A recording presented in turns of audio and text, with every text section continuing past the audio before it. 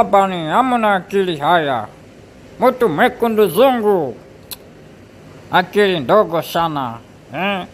Watu zani ana akili sana, lakini Shabani, zungu hakuna akili.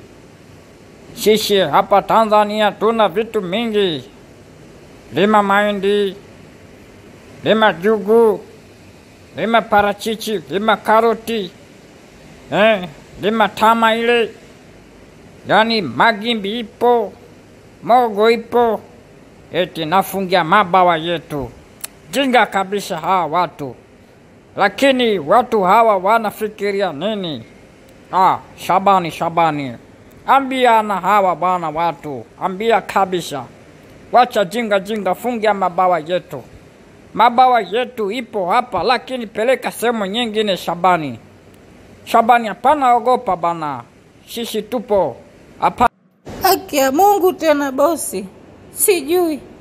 Hani hapa nimechanganyikiwa. Akili hazifanyi kazi.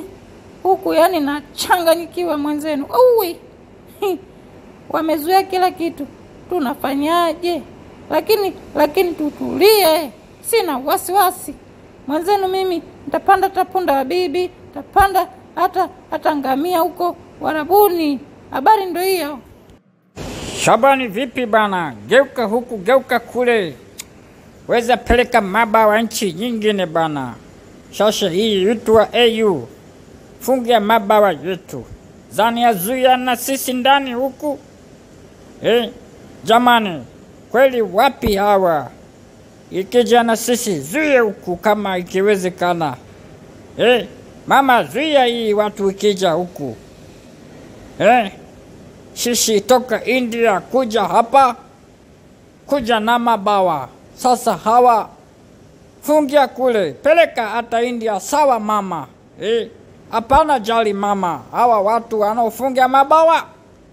Hapana jali bana. Na sisi ipo siku watakuja huku. Tutafungia kabisa. Mambo gani haya ya kufungia na mabawa? Ndugu zangu. Hapana fungia na mabawa sisi.